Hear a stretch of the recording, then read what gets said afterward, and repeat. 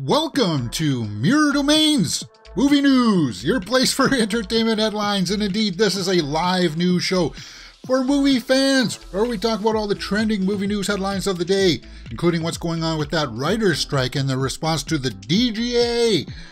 I know that's been something that's been on the top of your mind, right? No? Is the Batman in the new DCU going to get a new director? Hocus Pocus 3. There's actually another installment of Little Mermaid out there. What the heck's going on? We'll talk about all that in the weekend's box office. But we start off today's show by talking about the Boogeyman. So let me just get set up for this review of the Boogeyman. And we will get underway because I saw this over the weekend. And I want to put out this as a formal review in just a little bit. All right. So don't worry. Do I really care about spoilers for the Boogeyman? Do I really care about spoilers for the Boogeyman? Not really. All right, guys, this is my movie review for the Boogeyman. What did I think about it? Well, if you saw my initial straight out of the theater reaction, yeah, I was somebody who didn't really think this was any good. Well, I'll tell you why as well. The Boogeyman was an hour and 38 minutes from a short story from Stephen King. Still reeling from the tragic death of their mother, a teenage girl and her young sister find themselves plagued by a sadistic presence in their house and struggle to get their grieving father to pay attention before it's too late. Yes, this is one of those classic, oh, the kids see the monster, but the adults don't believe them. It's kind of like, it's one of those stories. My initial impression to it was kind of like, well, I have no idea what the rules are for the Boogeyman. You know how Freddy is like, okay, if you forget about him, then he'll lose his power and stuff like that. Or the Smile Monster, if you get it to kill somebody else, then it won't be on you anymore. It had rules, right? The Boogeyman, I don't know what the rules were. So when it came around to the big final showdown, I didn't care. Because I was like, well, is that going to hurt it? I don't know if it's going to hurt it or not. Is that even going to work? Is it real or is it all in your head? It's just kind of like the execution, the directing of the Boogeyman was extremely subpar. Just nonsensical stuff happening throughout the film where it's kind of like, all right, we get it. This older girl is getting bullied at school. But then all of a sudden in the next scene, she wants to have a sleepover with them, including the one that bullies her. So it's kind of like, what the heck is, why? What? That makes absolutely no sense. Oh, and the editing in this was absolutely atrocious. We've all seen that shot in the trailer where the Boogeyman's underneath the bed and she's like rolling that ball, right? We see that here in that trailer section. Okay, so we realize that that's going to happen, right? She sees it, she jumps back, she falls off the bed, and then cut. We cut. What? And then in the next scene, she just comes downstairs, and it's like, what? It's like, you started off with like showing us that the monster's in the room and stuff like that. She just comes downstairs. There's a monster in my room. It's like, ooh. I don't know how so many horror fans are being forgiving to this lazy, constructed film. And let's just go over to the tomato meter and see what people are saying about it. 62 by the critics, 66 by the audience. So people are coming out of it going, meh, meh. I was kind of like a little bit lower. I'm going to be a little bit more harsher on this because I'm a horror fan. I've got standards.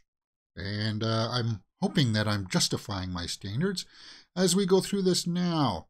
So I'll tell you this, the cast, Chris Messina, Sophie Thatcher, David Dastmalchian, and Vivian Lyra Blair were not the problems with this movie. The acting was good. The characters were interesting. So it had the ingredients for a good horror movie. It just totally lacked in its execution. Yeah. So let's take a look at some of the snapshot reviews from the Observer UK, who liked it, said it's an effectively spooky horror film, but a generic one. I won't really even call it that spooky because, as I said, again, you don't know, there's no establishing scene explaining to us what this is, right? So it's like, should you even be scared of it? Real reviews didn't like it. Represents a tremendous misstep, conflating King's unsettling tale with generic horror tropes and a third act that feels like an Alien ripoff. Yeah, the third act is definitely really weak. But then, as I said, a whole bunch of nonsensical stuff that goes against some of the characters. So it fails in its execution of the story. It fails in its writing of the story. But I like the elements that were inside there for the Boogeyman. And that young girl, she played Leia in the Obi-Wan series. So I was curious to see what she was going to do in this. And she was fine. As I said, she was the acting was not the issue in this movie. Based on a short story, you're like, well, how can you stretch that for a full-length feature? Well, you can. But I heard that it doesn't even remain too truthful to the short story either. And that came from a credible source that I totally respect and understand. David Smolchin is kind of like a small character that kind of sets things up in the beginning, but it's kind of like we don't really see it. We need to see it, guys. You need a good establishing scene. And this movie did not have a satisfactory one, in my opinion. So, without ragging on too much more about the Boogeyman and how much I didn't like it, what does the IMDb score? 6.2 there, right? And Tomato Meter had it at 6.2 and 666. 666. I cannot be so generous for the Boogeyman. I would have to give a 4 out of 10. There you go, guys. And you know how much I love horror. It pains me. It hurts me to say that this one sucks. It does. Somebody said in my initial response comment section, it's better just to wait for it. Like on a boring day, you don't know, you don't have much going on. You feel like watching something, put it on in the background. Yeah, that's what the Boogeyman is. Kind of a bummer way to start off June here, but what do you guys think? Let me know in the comments below, and we will talk about it. You're watching Mirror Domains.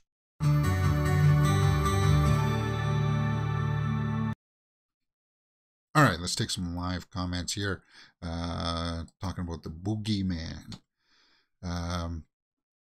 Hey, how's it going? I gathered from PG-13 cert that the Boogeyman was going to be a tame affair.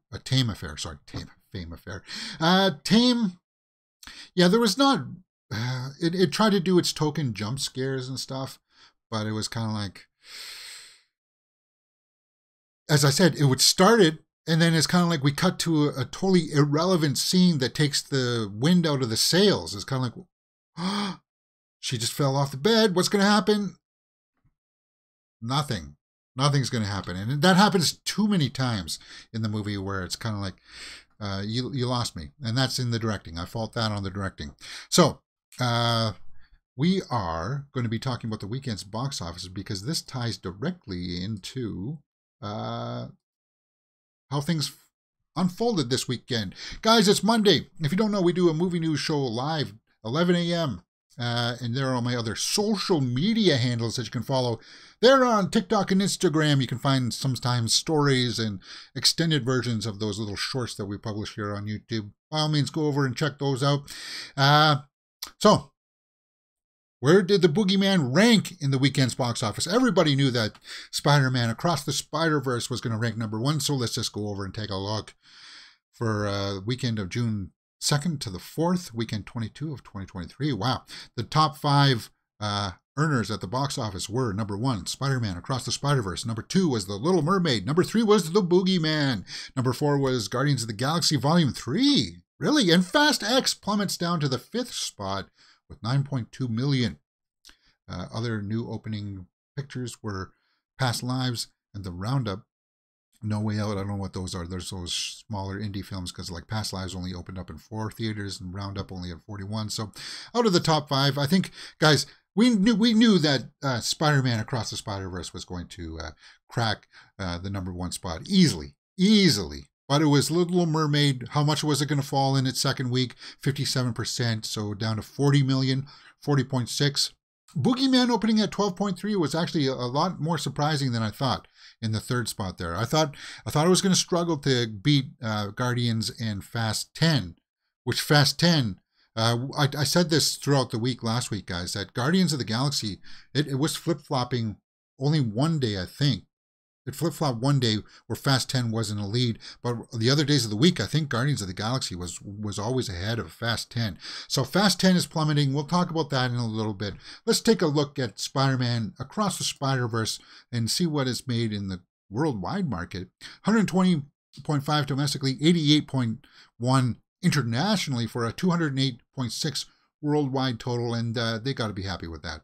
And by all accounts, from what I hear, everybody coming out of it said that they liked this movie. 95% by the critics, 96% by the audience. I haven't seen it yet because I was waiting for my niece to hopefully go see it, and I was wanting to see it yesterday, but I guess I'm going to have to wait for next weekend, guys. It's just, that's the tale of the tape. Or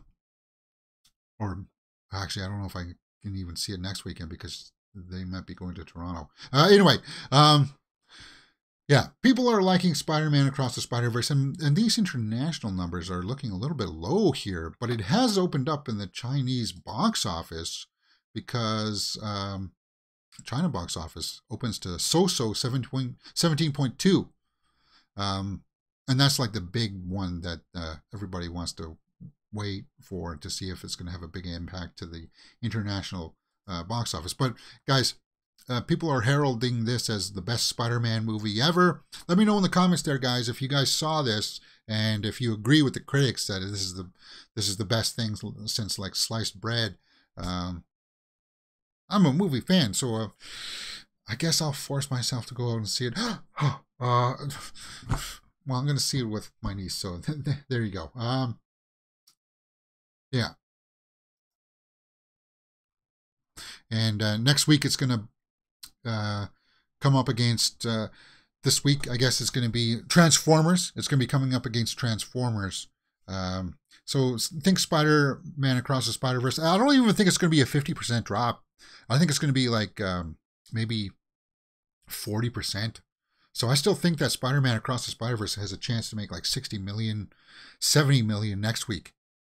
Because I don't know, the tracking for Rise of the Beasts is not so good. And I'm kind of like, I don't know if Rise of the Beasts can't beat 70 million, Spider-Verse is going to have a 2-week haul there in the #1 spot because the tracking for Transformers is not good. I'm going to go see it on Saturday. Next Saturday for sure, I'm going to see Rise of the Beasts. First showing, like hopefully 10 a.m. on Saturday morning. I'll be seeing Transformers. Just because, guys, if you don't know, I'm not going to be able to go to Thursday night previews anymore or Friday stuff. Just because of my work schedule now. It is what it is. We'll have to roll with the punches as we come out. So, Chris Schober in the live chat says that Spider-Verse was really good. Okay, good. Good. Well, yeah, people are enjoying it. So, internationally, though, 17.2, it's not exactly blowing it out of the water there in China. Again, I don't know why people are so obsessed with the Chinese box office, as if it's going to tip the scale, right? Because, I mean, Spider-Man No Way Home didn't have the Chinese box office, and it made $1.7 billion, right? So it's best not to get hung up on too much on that. Okay, so The Little Mermaid dropped down to the second spot. Let's take a look at that. 186.2 domestically, 140.5 internationally, 326.7 worldwide. Now, the budget for The Little Mermaid, guys, was $250 million. So people are saying that it had 140 in marketing. So that's 390 um, to begin to consider to be break even. 390. So it's got tough competition. Like Spider-Man really took a chunk out of it because that is the same kind of audiences, right? And with the buzz of Spider-Man going way up there, Little Mermaid has a few things going against it, such as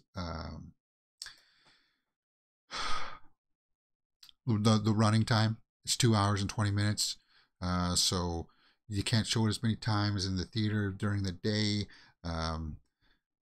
Yeah, actually, Spider-Verse is pretty long too. I guess I can't really use that argument, but I'm hoping that it's got a little bit of a longer staying power. It'll give families a little bit of options, right?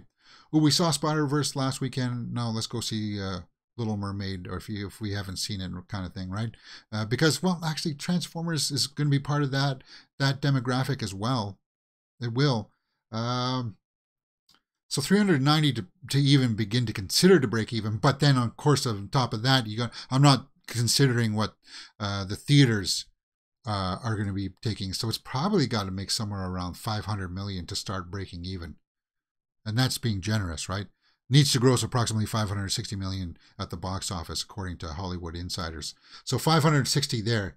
You guys see that? 560 million. I am sad to report that I am going to have to start to side with the people that Little Mermaid's not going to be a box office success. Is it a complete bomb? No. And I'm not going to try to twist myself into pretzels to try to say that it isn't going to be a failure. It is. Because these numbers are just not going to magically go up. Little Mermaid's opened up in all of its markets except Japan. I think Japan opens in Japan this week, but it's not going to magically add another 140 million to it. It'll add like another 30 maybe to it. So it will make to 390, I think. It'll have some staying power here in North America a little bit because it'll have variations and options for people in the theater. But it's just kind of like, yeesh. Anyway, moving on from Little Mermaid, Boogeyman, 12.3. That's a pretty. I didn't expect it to make that much. I was hoping that it would. 12.3 domestically, 7.7 internationally for 20 worldwide, and the budget for this was, I think, I was only like 25 or 30 million or something. Even if it was that, as I said, the Boogeyman, people came out of it kind of like meh, mixed. 62% there, 66% by the audience.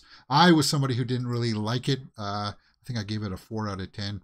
It just lacked in its execution. I already said that earlier today in my review that's up on the channel right now, guys. Go check that out. Or on this video if you haven't seen it or managed to skip over for it. I just kind of like, yeah, the Boogeyman didn't quite work for me. And then, as I said, the Guardians and Fast 10 were flip-flopping back and forth. So that rounds up the top 5. That's pretty much what you need to know for the weekend's box office report. Let's take a look a little bit more at that Fast X number and its failure. Is Fast 10 a failure, a box office failure in its, third week? It's dropped down to the 5th spot with 9.2 million. So let's take a look at the numbers, guys. Domestically, 128.4, internationally 474.8 for a worldwide total of 603. And I said that yes, it would make the 600,000 back, but I don't think it's going to make $1 billion. It's not going to magically go out there and get another 400 from the international box office. It can, but I think Fast 9 really hurt this franchise with it going so over the top, so insane going into space. I was going to say ludicrous, but the budget for Fast 10, 340 million, guys. Looking at the history for it, it's hard to say that this is going to be a success. It's not going to be a success. With a budget of 340 million, plus marketing, guys, which I think, let's just be generous and say 140 for that. So 480 there, plus what theater percentages are taking. I would have to say somewhere around 600 to, if not 700,000 to break even. So it's inching towards the break even line for Fast 10. Is it a complete bomb? No. When I think of bomb, I like to think of really abstract ratios. Like it cost us 10 million to make, but it only made 1 million at the box office. Nobody wanted to go see it. Now that's like a 1 to 10 ratio. That's a bomb, right? Even up to like if it cost 10 million to make, but it only made 5 million in its complete run, making half of its production budget back. That's a bomb, right? Like you could pretty much say anything underneath of it, its production budget is a bomb. But I wouldn't consider that I would consider more of a failure more than a bomb until you get around to that halfway mark, for me at least. But that's just semantically. It's died here. This week, this third week here, for me confirms that Fast 10 is it's dead now at the North American box office. It's not going to make anything more. Because next week we got Transformers, and the week after that we got Flash, and then we got Indiana Jones 5. So it's going to drop off the top there, top 5 next week, and it's probably going to drop even more. And it's going to really be holding its fingers here for the international box office to save it. But the bloated budget and has come up over and over again with a lot of these movies. Like, why was Little Mermaid $240 million, right? Fast 10, I can understand that a lot of that budget is because of contracts. You're paying each time Vin Diesel and that crew make a movie, their pay scale goes up. So it gets expensive each time more. So Fast 11, unless you cut a lot of the stunts, cut out a lot of the side characters, how is that going to be realistic for a studio executive to say, let's make another one for 340 million? And that's not even talking about that side spin-off with Dwayne Johnson. That should not be $200 million. If you're going to do a side spin-off, make it $100 million at the most. At the most. This kind of budget has to stop. I don't care, because John Wick made it 100. They made John Wick Chapter 4 for 100 million. So why does Fast 10 have to be 340 million? And then you're just scrambling. You're hoping that you're looking at previous returns like Fast 7 to say, oh well, if we can return to that form, then people will come back to it. It's like no. People are pretty much on with it, and Fast 11 needs to be really, really the final movie. It has to be. Glass Viking says Fast X is a domestic failure, but I'd say a global success.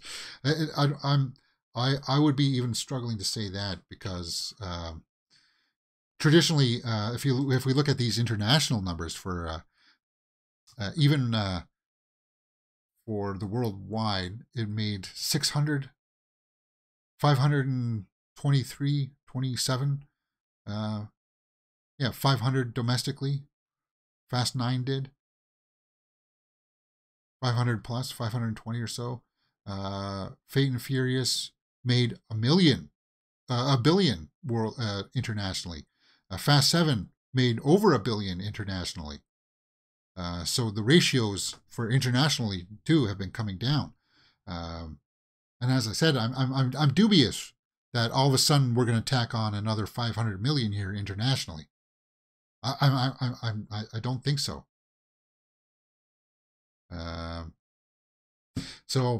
As a studio executive, I look at it. It's just bad press, and they got to stop stories like this.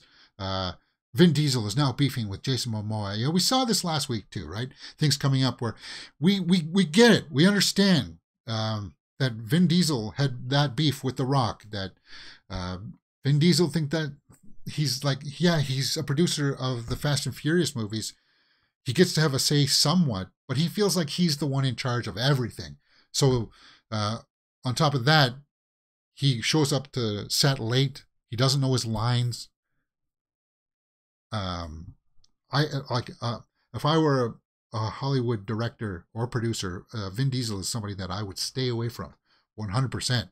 And if I were to work with him, my contract would say either you show up on time, you show up for call times, or you're fired, and you're going to pay the remaining contract that I'm hiring you on for. And if you don't like that, then we're not working together.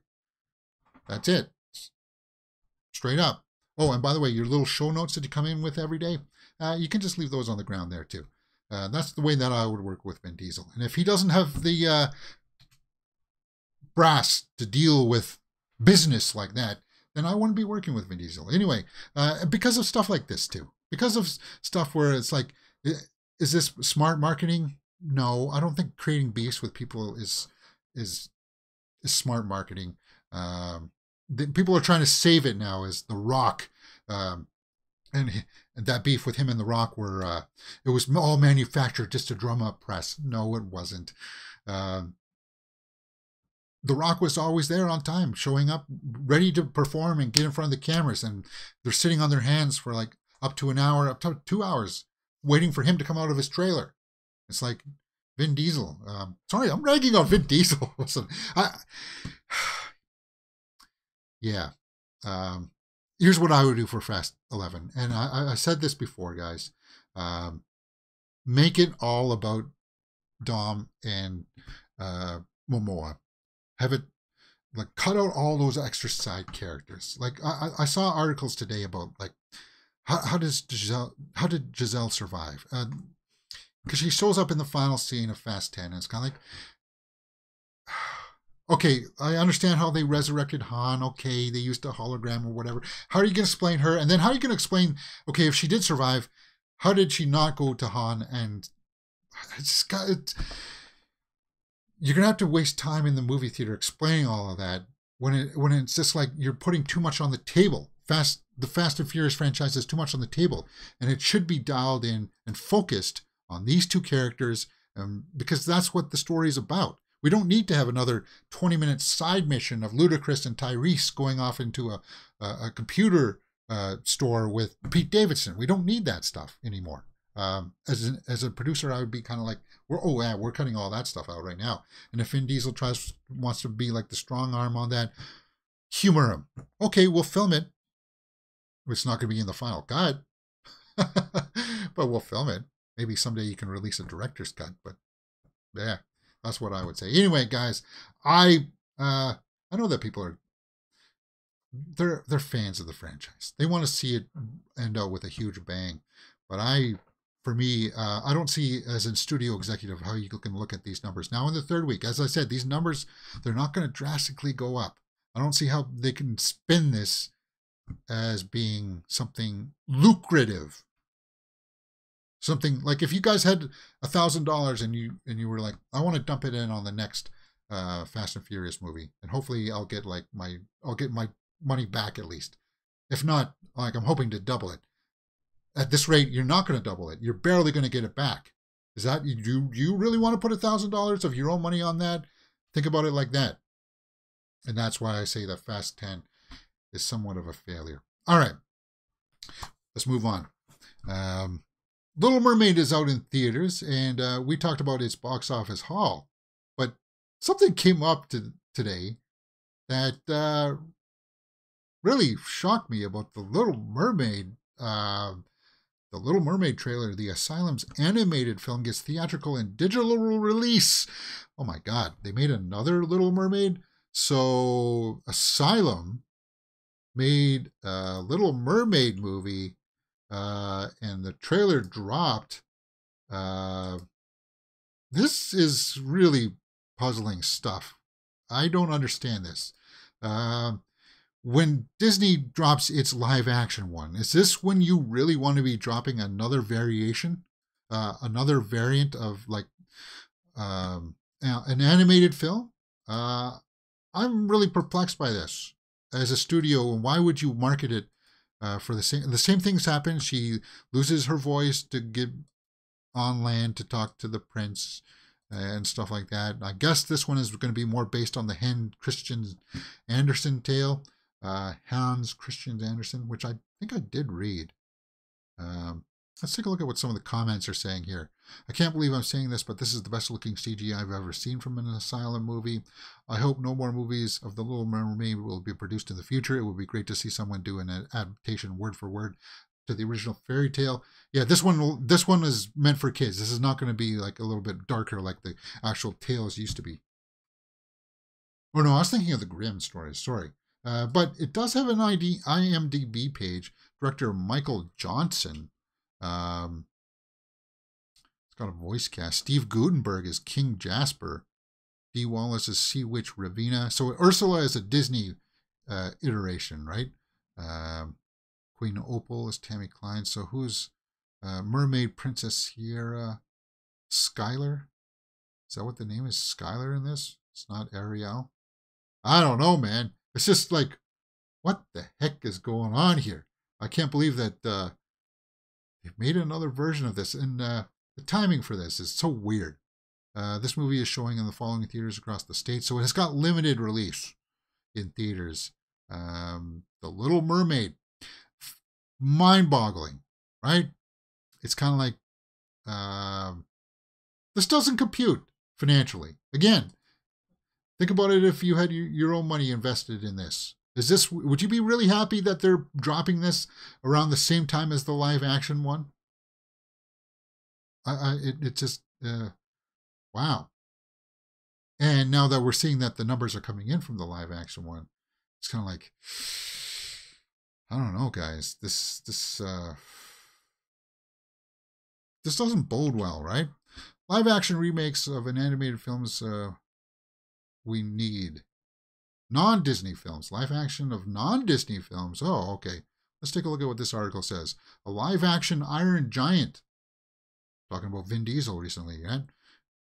Yeah. Could we see a live action one of that? I don't know. That one had a very particular animation style that lended to part of its charm. The Secret of Nymph. Now, I don't know about that one because it had like mice in it and stuff. Live action, it would still be CG. That one could suffer from the same kind of things that hindered the live action, the sort of live action Lion King movie. Same thing with The Land Before Time. Yeah, you can make, like if you make them look realistic, they'll lose all of their facial expressions, right? So they haven't found quite that CGI creature mix yet, where it's kind of like, okay, we know that it's CG, but it looks like a real animal, but real animals don't have expressions, right? They haven't found quite yet how to crack that code. And when they do, then they could make something like The Land Before Time, or maybe The Secret of Nymph. Akira, 1988. Well, apparently that's been in the works for decades. They've been trying to get a live action Akira. It's jumped around from a bunch of people, right? Yeah, I think that would be a tall one that people would like to see. An American Tail. No, as I said, again, with the mice. And that's, well, we just talked about that. The Lorax. Do we need a live action Lorax? I don't know, Bo. I don't know, man. The Last Unicorn. Huh. That could be interesting. Rock and Rule. Adventures of Tintin. Spirited Away. No, we're going to talk about Miyazaki here in just a little bit. Spirited Away. There's something about the majesty of Hayao Miyazaki's animation style. Again, it's the animation style that lends to its artistic flair, right? Its signature is very much the animation style is very much part of that storytelling. And I love Spirited Away. I would love to watch the Hayao Miyazaki films with you guys here for full live watch-alongs. But I've seen in the past, one of my favorite reactors got her channel deleted because she reacted to all of them. And Studio Ghibli said, nope, can't do that. There are a few channels out there that have tried it, but they've only done like one or two of them. and somehow they've let that go. I just, it's really stupid.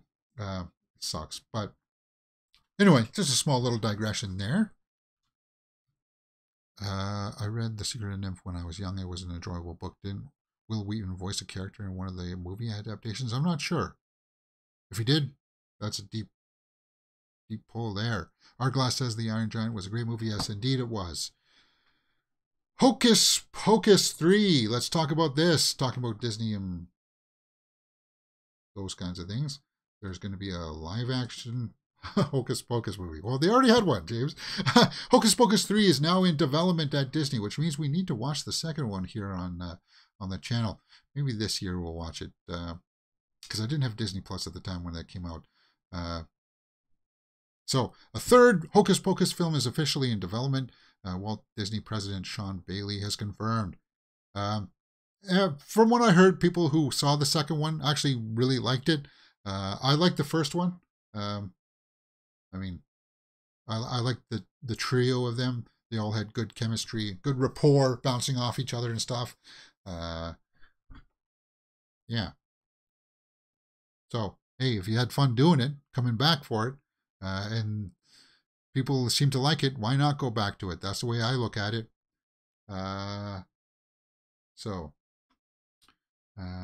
Characters were featured in Hocus Pocus 2.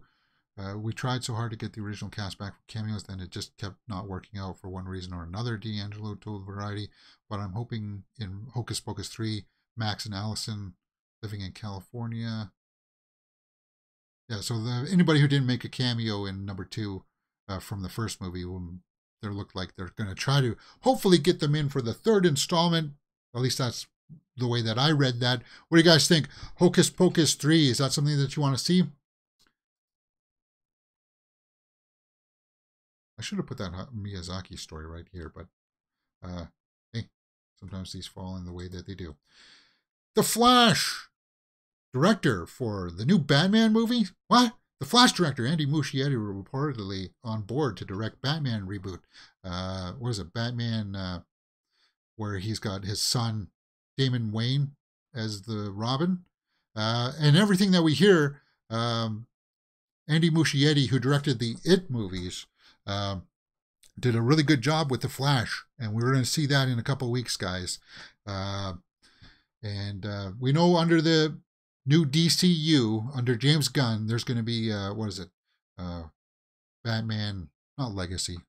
I forgot what it's called. The Brave and the Bold. There you go. The Brave and the Bold. Where he'll be kind of like mentoring the young Robin. So if Andy Muschietti is going to be on board for that, hey, you know what else?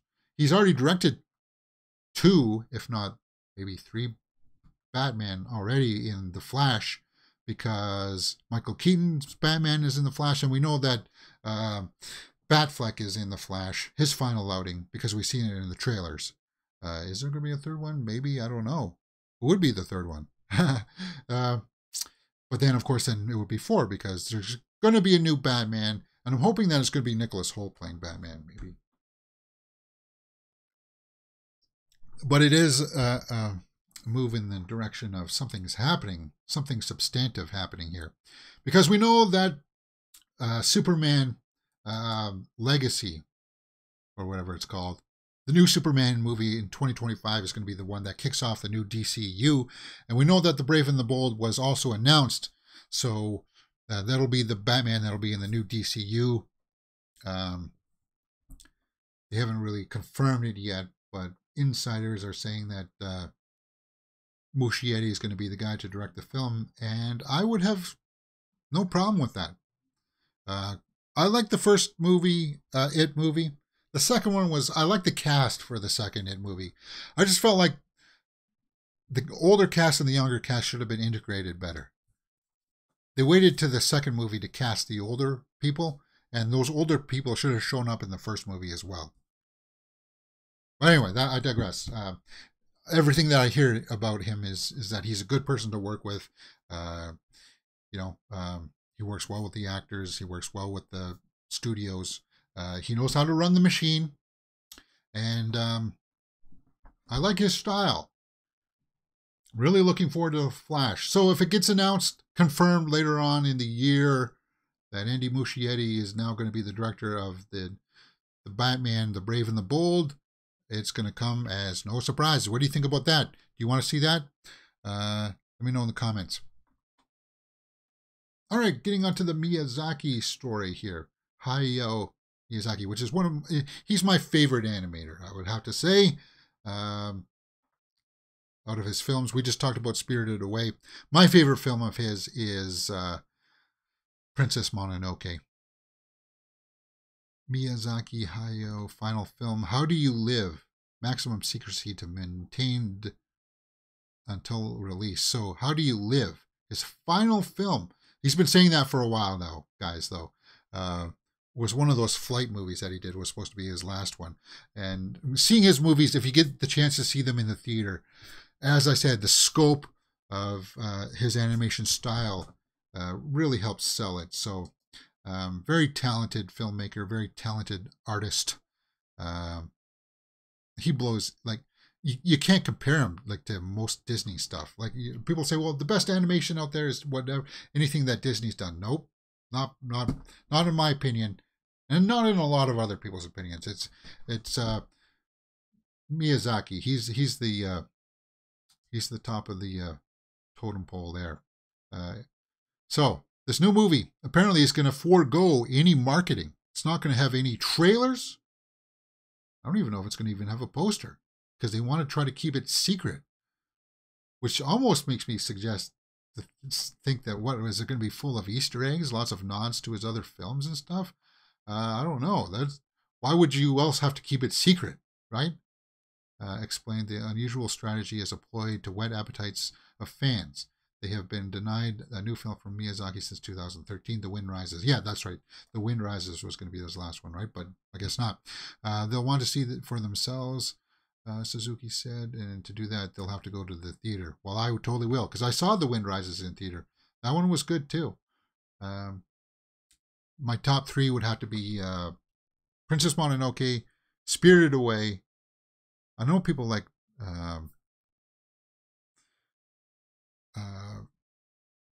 the flying ones there, but I like Mr. Howl's Moving Castle. Yeah, that'll be the third one that I really enjoyed. So that's really weird, huh? It's very bold. I agree with that. Releasing no ads, trailers, or information about the voice cast, however, it is an extreme milestone for Studio Ghibli. The film has pre-sold overseas in territories and is set as its U.S. distributor. So when is this supposed to come out?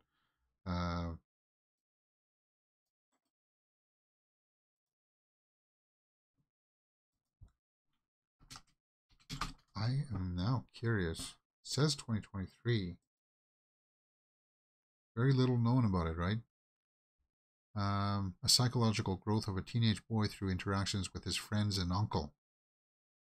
So it's got something of a synopsis there. But they said voice cast, everything is going to be hidden. Very secretive. What do you guys think about this strategy? Because we've heard it from other people, like, it's a Star Wars movie. You don't need to put marketing together or anything like that for that, but they still do it. They still do it. I just hope they don't hinder themselves from gaining any kind of box office revenue because they forewent the marketing process. I hope that doesn't come back to bite them, because I do want it to have some box office. Well, I guess maybe he doesn't even really care about the box office haul. 2 hours and 5 minutes. July 14th. July 14th, 2023. So there you go. How Do You Live? The last final film from Hayao Miyazaki. Cool, man. I'm looking forward to it. All right, guys. We're getting close to the end here. I don't even know if I wanted to put this in the hit or miss, but we'll briefly talk about it. Striking writers respond to DGA's tentative deal with the studio. So the Directors Guild Award accepted their bargaining deals and their contracts, and the writers who are still on strike responded to it saying that, oh, it's nice for them, but we're not going to use them as kind of like our guide to settle our beefs with our unions and our stuff like that, like with our company, right? So Stephen DeKnight says, zero surprise, the PTP continues to use their tired old playbook, and the DGA sadly continues to toe the line, knowing that they can draft off of WGA's resolve to strike for a truly historic deal. Disappointing, but not surprising. So, is it really exciting? People were hoping that the DGA would come in and get their contracts signed, and then that would be kind of like, hopefully, a signal that the writers can settle their deal as well, but that looks like it's not going to have any impact whatsoever. We'll have to wait and see what happens when the Screen Actors Guild comes up here in just a few weeks, right? Which I think they're going to strike as well. So they're going to be in solidarity, and that's going to totally shut down a lot of productions for sure. And it really depends on how long after that happens before people get to the negotiation rooms and actually start to pound out these details. Because right now the writers' strike, they're still jousting using time as a weapon in their joust, and I'm not a big fan of that. So just keeping our eyes on what's going on with that. Of course, you got to support the writers, right? Just thought it'd be worthwhile talking about.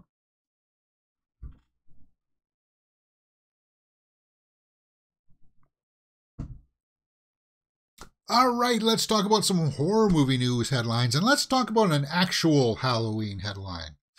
Halloween, Rob Zombie says, working with the Weinsteins was a nightmare. Yes. Now, oddly enough, I have both Rob Zombie's Halloween movies on DVD. Because I think at the time that I think I got the second one in a video store at Blockbuster before it closed, and it was like on sale for like $4.99 or something, and the rental price for a movie was like $5, so it was kind of like, well, if I'm gonna watch it anyway, I might as well watch it. Might as well just buy it. So I did. Anyway, so he worked with the Weinsteins on this for his movies. I kind of like what he was trying to do with the first movie, trying to explain his origins and stuff like that. Yeah, the second one, I guess it's come out, and he said that he basically did the second one so that he could get the Weinsteins off his back, because he was contractually obligated, and they kept on pushing and pushing and stuff like that. But he's got some very interesting stuff in there, like talking about studio interference. And I hear that the Weinstein people were just absolutely terrible to work with. Craziness, he says, quote, craziness all the time, where like someone gives you definite notes on Friday, but by Monday they forgot about them. So I came up with this trick, they have your shooting schedule for the day. I made sure the Weinsteins were always one day behind what I was shooting. I don't know how I tricked them, but they were like, this is what I want done for day 10, blah, blah, blah, blah, no problem. I already shot day 10. I was shooting day 11. So he was tricking them into thinking that they could give notes for a schedule, but their notes kind of like were useless because they already shot all that stuff. Again, I hate this kind of, like, yeah, you're producing the movie. These are the type of producers that believe that they were using the model of, I'm producing this, so I'm get to tell you exactly how everything gets to go, right? They're not using the traditional director is making the movie, and the producer helps the director get everything the director needs to make the movie. They're using the opposite way, where the producer is making the movie, and the director is just the person on set saying, please, everybody on their marks at this time, action. And that's all they need. That's all the Weinsteins needed from directors. They don't need an actual person with creativity, because they were just always giving notes and stuff like that. And I hate that setup for making films. As a producer, I would trust the director's vision. If I were to give them my $1,000, I would trust the director that I would be bringing online. I wouldn't be constantly saying, we got to do, well, I'm putting $1,000 in, so I get to have a say into what's going in. You better do it like this and this and that. It's like, sorry, are you the writer of this movie? Did you write this? No, you're just pointing up the door. And it's just like, it sounded like a nightmare. Rob Zombie worked a way around it, but basically he says, okay, I have to realize I'm dealing with a crazy person, and then answer that way. Bob was very cuckoo. We could get into this big fights and scream at each other, and he loved it. Yes, and I hate that too. Some people they work from confrontation, and I'm just kind of like, if I were like that, and be like, okay, I got your notes, we'll shoot it. And if for some reason he continues to try to get into some kind of an argument with me, we're going to shut that down right away. We're going to be like, hold on here. I know that you're the money, but you absolutely have absolutely no power to talk to me like that. And I will put my hand on his shoulder. Actually, I probably shouldn't, but I'd be kind of like, do you believe you have some kind of power over me? Kind of like Bane, right?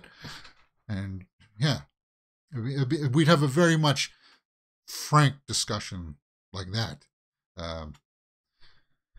Just kind of like know your place. And I would know this. Trust me. If I ever went into the Hollywood process, and I would know the producers to work with.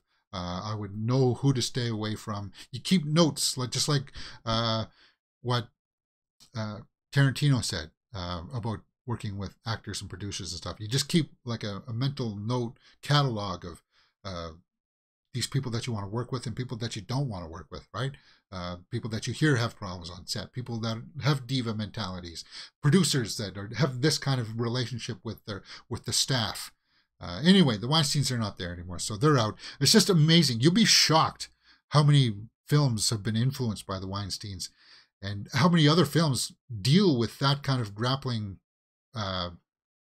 creative control. And there's good ways to do it, and there are bad ways to do it. Weinstein's did it a bad way. Kevin Feige, I would say, does it a good way, right? He has control over story elements to control the narrative of the MCU.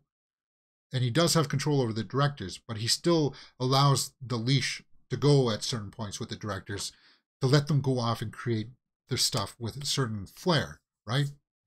Like we've seen that with Taika Waititi and Sam Raimi recently with Feige and stuff, right? So just a very curious headline. And Rob Zombie's no one to shy away from airing dirty laundry. Chris Over says Mufasa, The Lion King 2 live action is getting released in theaters July 11th.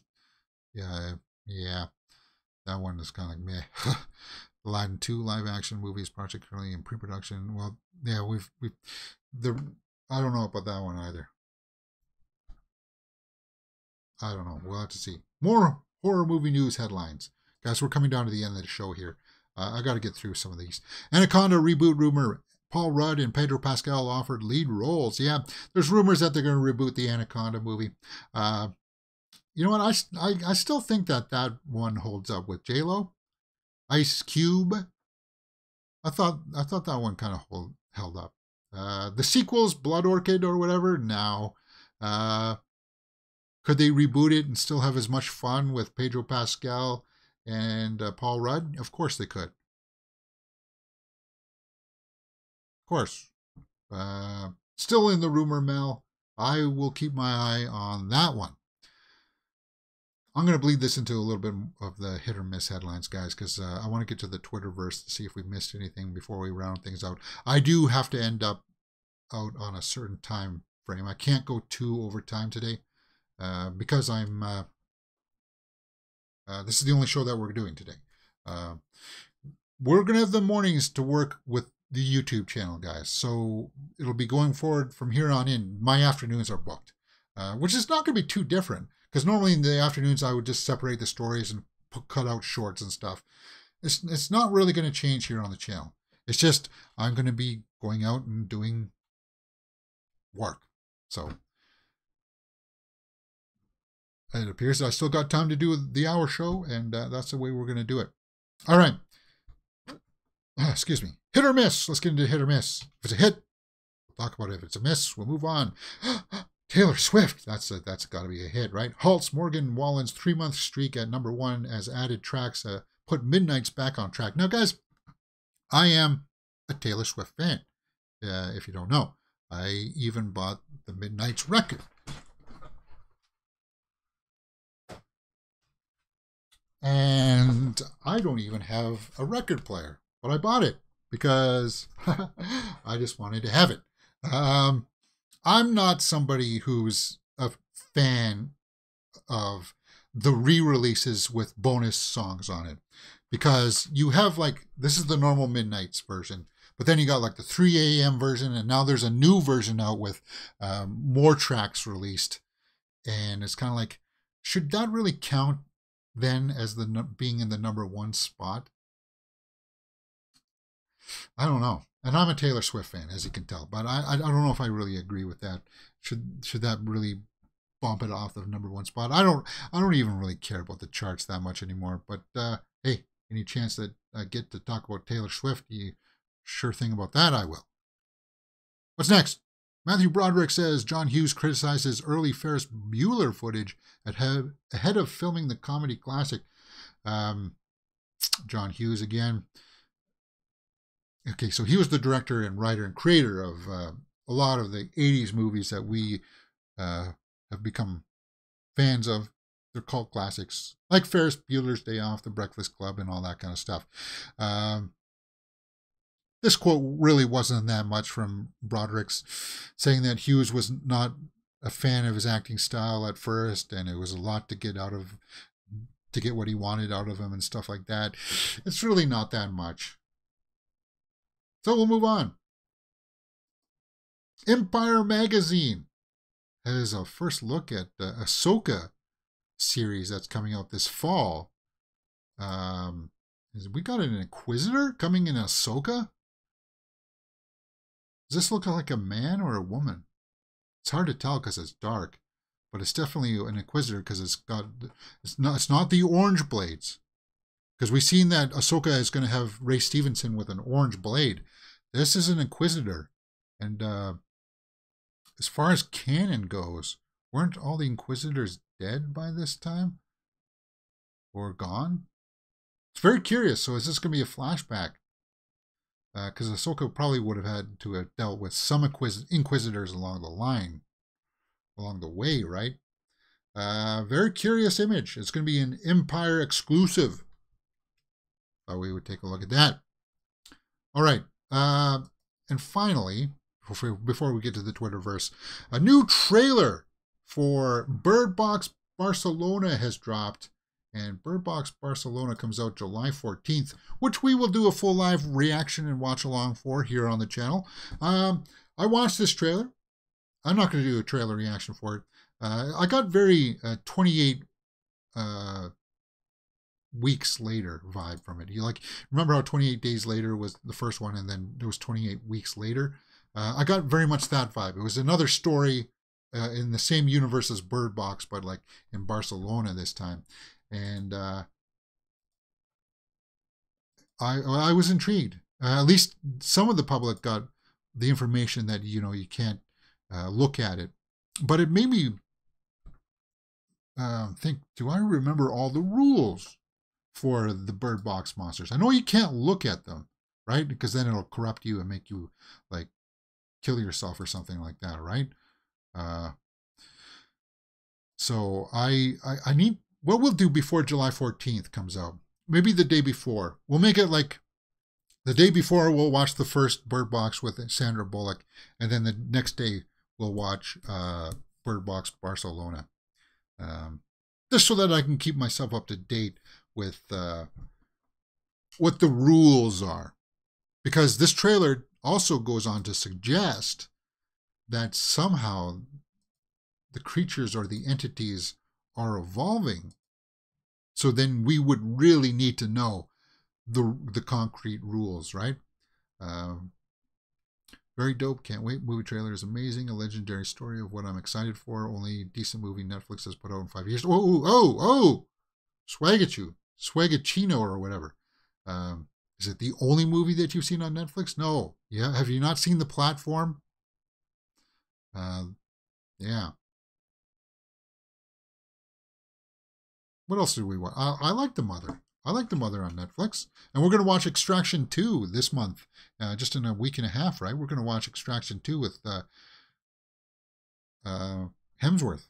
We're going to have lots of fun on. There's lots of good Netflix movies that we've been watching, right? Arglass Viking says, controversially, I didn't like Ferris Bueller. The film was fine, but the character was a butt. Yeah, Ferris Bueller was not a good dude. He's not somebody that I would want to hang around with. It was before people had really good senses for BS, right? He's the guy that talks big, but he can't check the cashes, or he can't cash the checks that he writes, right? And he would try to go to bat for you as a friend, but like he would somehow end up weaseling out of it, and it would still land on your head, kind of thing, right? Arglass Mikey says, I kept putting off watching Birdbox, but now there's a sequel. I can knock them out in one weekend. Yeah, and that's what we'll do. July 17th, right? So July 16th we'll watch the first one, or sorry, July 14th is when Birdbox 2 comes out. So July 13th we'll watch that one. We'll watch both of them because I do like Sandra Bullock as well. Okay, so July 14th is the second week of July. So July 13th, we'll be watching the first one. And then after that, the second one. Okay, so let me just pull up the Twitterverse and we'll round things out, guys, for the day. And I'll cut out my review for Boogeyman. Post it up later on. Just in case we missed anything. The first poster for Bottoms. Okay, so that's that LGBTQ. Okay. Let me just take a moment here to address something, because this came up while I was driving yesterday. Buses here in Canada, at least in southern Ontario where I live, they've got Pride written all over the side of the buses. And I was like, okay. You know, it doesn't affect me. But because I watch a lot of news out of the US and stuff, it's like, you know, that would get under so many people's skin. But here in Canada, I look at it and it's kind of like, it is what it is. We don't, like, there's a whole month celebrating and recognizing the LGBTQ community. You know, we don't demonize it like they do down there. That's all I'm going to say. Variety, Stephen Wen and Pedro Pascal. Jonah Howard King. Little Mermaid. I was blown away by Halle Bailey.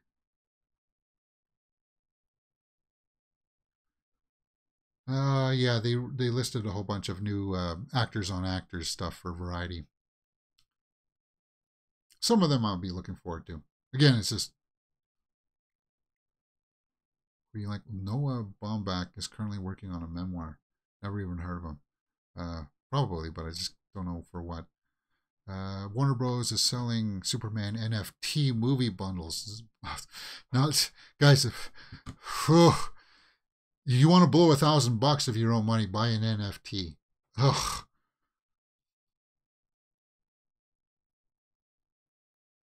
Now watch, I'll go and buy an NFT. And I'll be sitting here with my little, here's my NFT, guys. Yeah, no.